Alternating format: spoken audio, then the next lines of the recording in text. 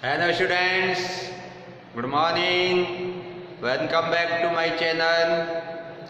10th class RBSC Hindi medium. Exercise 4.4. इससे पहले की क्लास के अंदर हम 4.3 के क्वेश्चन सॉल्व किए थे। आज हम 4.4 स्टार्ट कर रहे हैं। क्वेश्चन नंबर 1 है, निम्न द्विघात समीकरणों के मूलों की प्रकृति ज्ञात कीजिए। यदि मूलों का अस्तित्व हो तो उन्हें ज्ञात कीजिए। क्वेश्चन नंबर 1, फर्स्ट पार्ट है 2x² - 3x + 5 = 0। ये आपकी कोई एक द्विघात समीकरण है और इस द्विघात समीकरण के आपको मूलों की प्रकृति बतानी है, यानी कि नेचर ऑफ रूट्स। और नेचर ऑफ रूट्स पता करने के लिए आपको हमने बताया था कि डिस्क्रिमिनेंट डी की वैल्यू आपको फाइंड आउट करनी होगी। डिस्क्रिमिनेंट मतलब विवेचक, जिसको हम b² - 4ac कहते हैं। अगर b² - 4ac की वैल्यू 0 आती है तो नेचर ऑफ रूट रियल यानी कि वास्तविक और कैसे होंगे, सेम होंगे। तो मूलों की प्रकृति आपकी वास्तविक होगी और इक्वल होगी। अगर डिस्क्रिमिनेंट की वैल्यू b² - 4ac, देखो लिख देता हूं यहाँ पर, यदि b² - 4ac = 0 तो मूल वास्तविक और बराबर होंगे। वास्तविक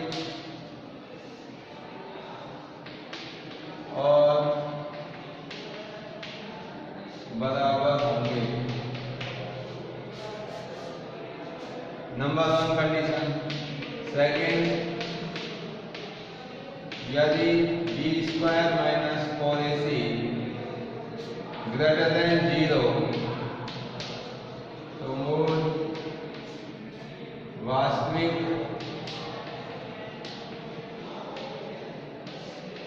और भिन्न भिन्न होंगे।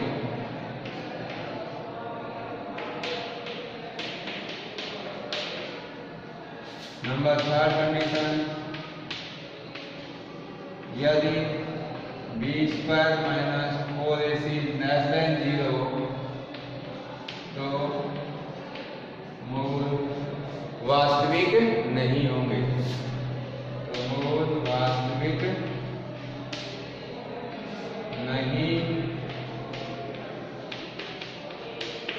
होंगे।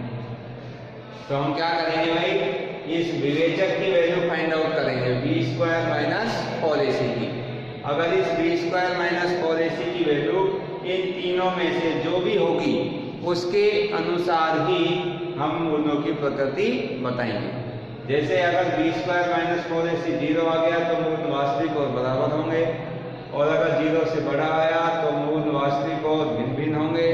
अगर b² - 4ac 0 से छोटा आ गया तो मूल आपके वास्तविक नहीं होंगे। तो देखो चेक करते हैं हम, और अब b² - 4ac की वैल्यू फाइंड आउट करेंगे। नाउ b² - 4ac, देखो एक b की वैल्यू कितनी है, b की वैल्यू x का गुणांक -3 का होल स्क्वायर -4 × a की वैल्यू 2, a क्या होता है x² का गुणांक इंटू c कितना है 5। अब इसको हम -3 का स्क्वायर करेंगे तो 9 -5 × 10 = 40, और इसको आ जाएगा -31। अब देखिए -31, इसका मतलब b² - 4ac की वैल्यू 0 से क्या है, छोटी है। तो कौन सी कंडीशन होगी, ये थर्ड वाली, b² - 4ac < 0 तो मूल वास्तविक नहीं होंगे। तो प्रकृति क्या होगी भाई? मूल वास्तविक नहीं होंगे। तो इससे क्या डिस्कस कर रहा है? B square minus 4ac is less than 0। अतः मूल वास्तविक नहीं होंगे। कोई भी वास्तविक मूल इसका नहीं होगा। तो देखिए जो फर्स्ट के जितने भी पार्ट हैं सभी पार्ट के अंदर आप बी स्क्वायर माइनस 4ac की वैल्यू फाइंड आउट करेंगे और इस बी स्क्वायर माइनस 4ac की वैल्यू इन तीनों में से जो भी कंडीशन सेटिस्फाई होती है उसके अकॉर्डिंग वही मूलों की क्या होगी? प्रकृति होगी। ठीक है भाई। नेक्स्ट देखिए इसका क्वेश्चन नंबर 2।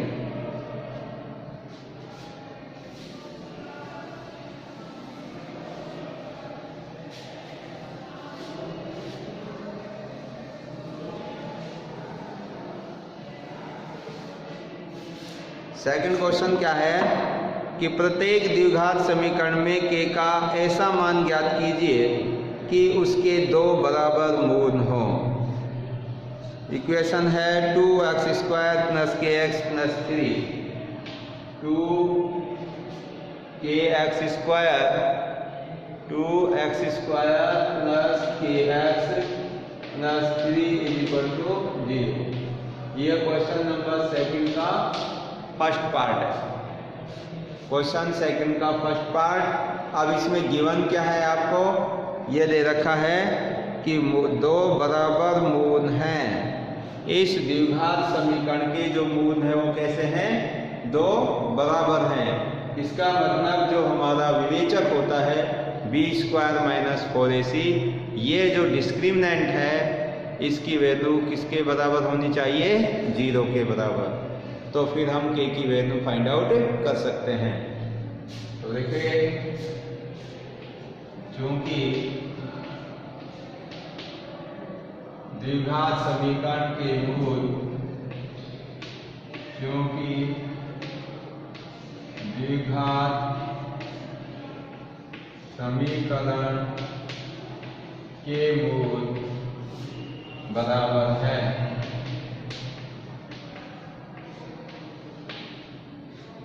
इसीलिए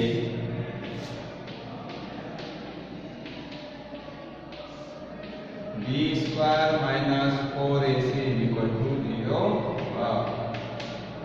तो बी स्क्वायर माइनस 4ac की वैल्यू क्या होगी भाई? 0। तो अब इसमें b की, a की, c की वैल्यू यहाँ से रख देंगे। तो b की जगह बताओ भाई क्या है? x का गुणांक k, तो k का स्क्वायर माइनस 4, a के स्थान पर x स्क्वायर का गुणांक 2 इंटू c कितना है? अचल पर 3 इक्वल टू 0। तो k स्क्वायर माइनस 3 दूनी 6 चौक 24 इज इक्वल टू 0। अब हमें किसकी वैल्यू निकालनी है? k की। तो माइनस 24 का क्या कर दोगे? ट्रांसपोज।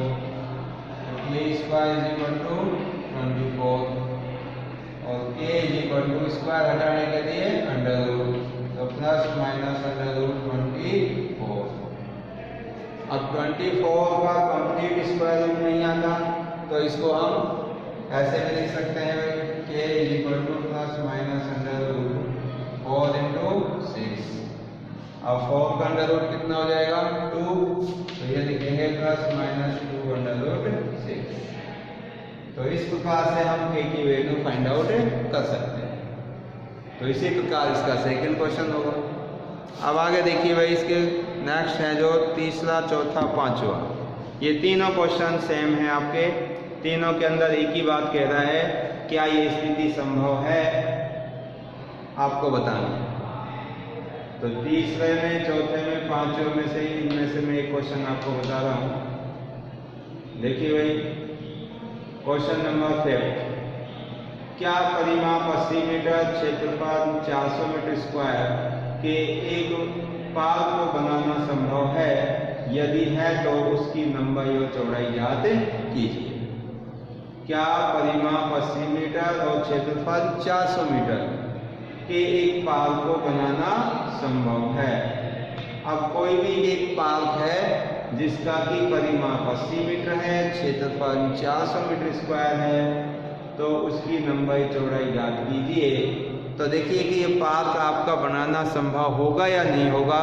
इसके लिए हम इसकी लेंथ और ब्रेथ निकाल के देखेंगे, यानी कि लंबाई और चौड़ाई। अगर ये लंबाई और चौड़ाई आपकी रियल वैल्यू आती है, पॉजिटिव वैल्यू आती है, तो ये पार्क बनाना संभव है, अदरवाइज नहीं है।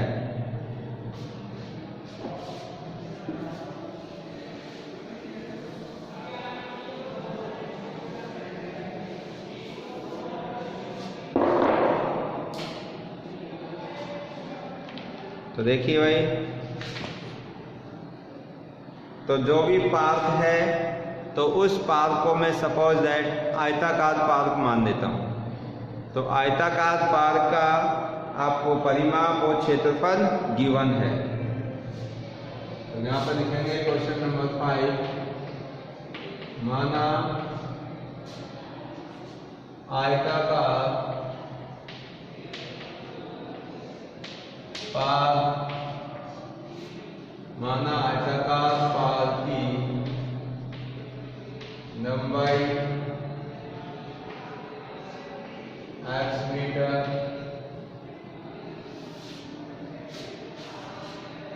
और चौड़ाई y मीटर है। आयताकार पार्क की लंबाई कितनी माननी मैंने भाई? x मीटर और चौड़ाई y मीटर माननी। तो इसका परिमाप कितना दे रखा है? 80 मीटर और क्षेत्रफल 400 मीटर। तो परिमाप क्या होगा?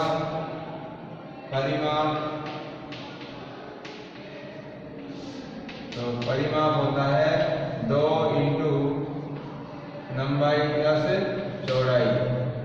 और ये परिमाप आपको क्वेश्चन के हिसाब से दे रखा है 80 मीटर। तो इज इक्वल टू 80। तो यहाँ से देखिए 2 से ये कैंसिल हो जाएगा, 40। लंबाई को हमने x मान दिया, चौड़ाई को y मान दिया था, x plus y is equal to 40। That is equation number 1। Second condition देखो, क्षेत्रफल 400 मीटर स्क्वायर है। तो आयत का जो क्षेत्रफल होता है उसका फॉर्मूला होता है लंबाई गुणा चौड़ाई। प्रश्नानुसार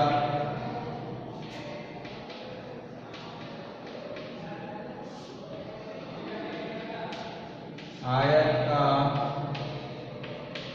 क्षेत्रफल is equal to 400 metre square और आयत का क्षेत्रफल का जो सूत्र होता है वो लंबाई गुणा चौड़ाई,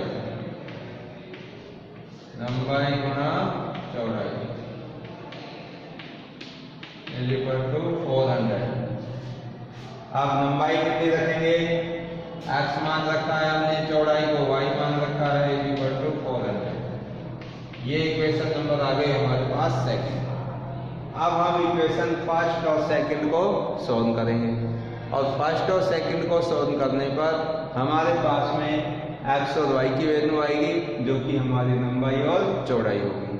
तो हम देखेंगे ये लंबाई और चौड़ाई अगर आपकी रियल वैल्यू आती है यानी कि पॉजिटिव वैल्यू आती है तो हम समझेंगे कि वो जो पार्क है वो बनाना संभव है अथवा नहीं। तो देखो कौन सा तरीका यूज कर सकते हैं भाई। फर्स्ट और सेकंड में से अब इसमें 2 वेरिएबल है हमारे पास में, तो एक वेरिएबल को हमें फिनिश करना होगा, यानी कि एक चर को हमें हटाना होगा। उसके लिए हम समीकरण 1 से x की वैल्यू फाइंड आउट कर देते हैं और y का क्या कर देंगे? ट्रांसपोज।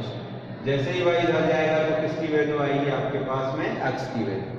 तो इसमें हम सब्स्टिट्यूशन मेथड का यूज कर सकते हैं। विस्थापन विधि आपने 3rd चैप्टर में पढ़ी थी, विस्थापन विधि से। तो समीकरण 1 व 2 में विस्थापन विधि का प्रयोग करने पर क्या लिखेंगे भाई?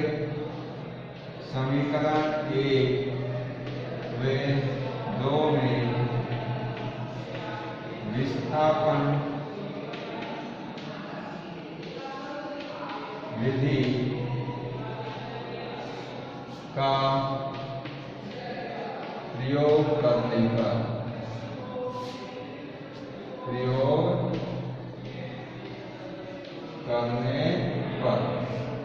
देखिए भाई, विस्थापन विधि का प्रयोग करेंगे तो क्या बनेगा, समीकरण 1 से x की वैल्यू निकाल लेता हूँ मैं। x = 40 - y, समीकरण 2 में रखने पर x = 40 - y, समीकरण 2 में रखने पर समीकरण 1 से मैंने एक वेरिएबल को खत्म करने के लिए x की वैल्यू निकालनी 40 - y, और वो किस में रखेंगे हम, समीकरण 2 के अंदर। तो देखो क्या होगा इक्वेशन में, x के स्थान पर 40 - y रख रहा हूं मैं, तो इक्वेशन बन जाएगी आपकी 40 - y × y। इसको ऊपर लिख देता हूँ, आपको दिखाई नहीं देगा।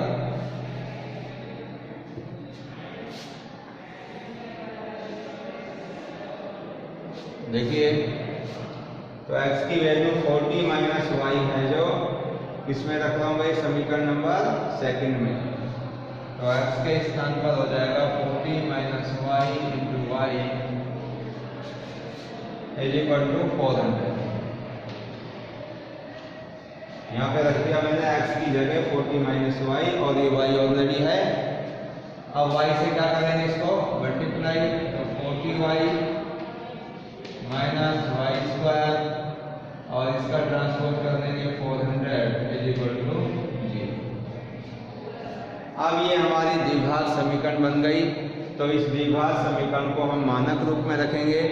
इसके लिए इसको -y² को प्लस करना होगा, और इस समीकरण को हम माइनस से क्या कर देंगे, मल्टीप्लाई।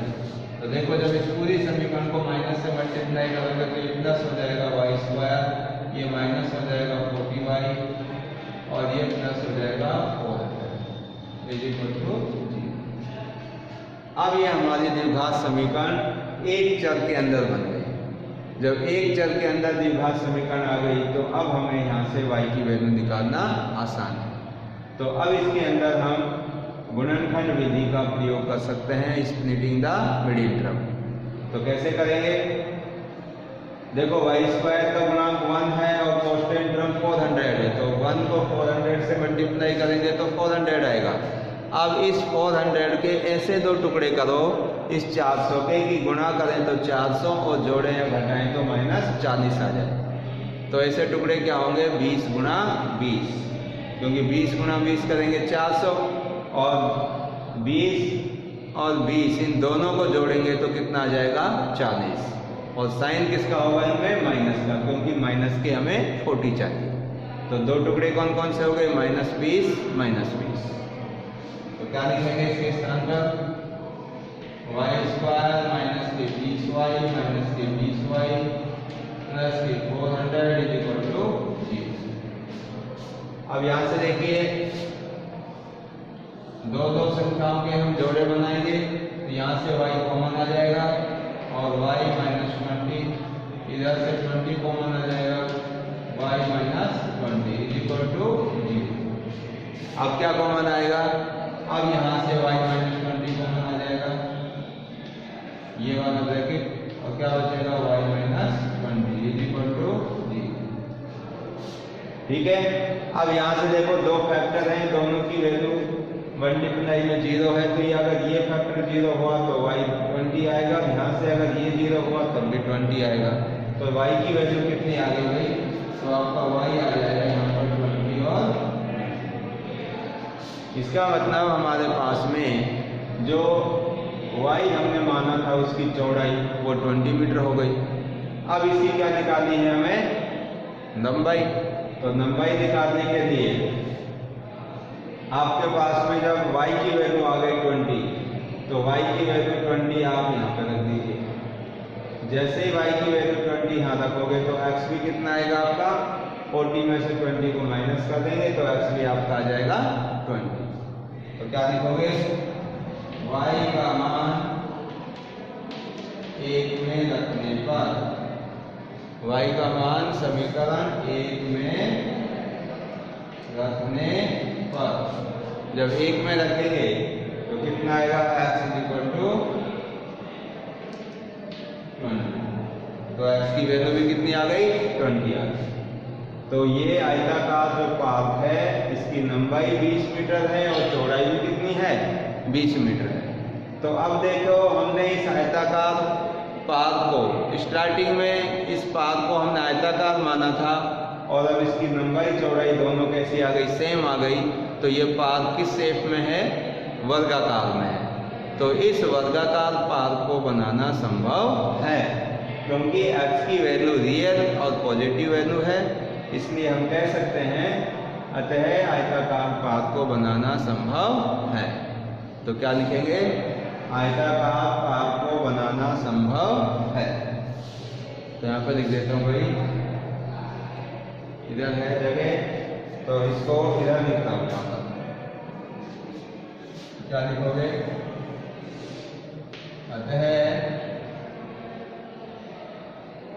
अतः पार्क जो कि वर्गाकार है, जो कि वर्गाकार है,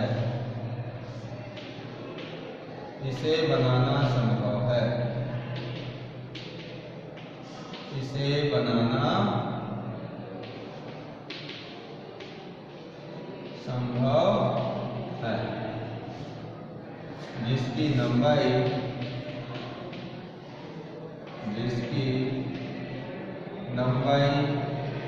20 मीटर और चौड़ाई भी 20 मीटर है, जिसकी लंबाई चौड़ाई दोनों क्या है, 20 मीटर है। तो इस प्रकार से भाई हमारी ये जो एक्सरसाइज थी 4.4 ये हमारी ख़त्म होती है। और इसके जो भी रिमेनिंग क्वेश्चंस हैं उनकी आप ट्राई करिए, और कोई भी क्वेश्चन में कोई समस्या हो, डाउट हो तो आप आकर के यहाँ भी पूछ सकते हैं या कमेंट करके भी आप पूछ सकते हैं। तो मेरी तरफ से 4th चैप्टर आपका कंप्लीट है, इसको अच्छे से रिवाइज करिए और इसके क्वेश्चंस हैं जो होमवर्क में करिए। So thank you and thank you very much.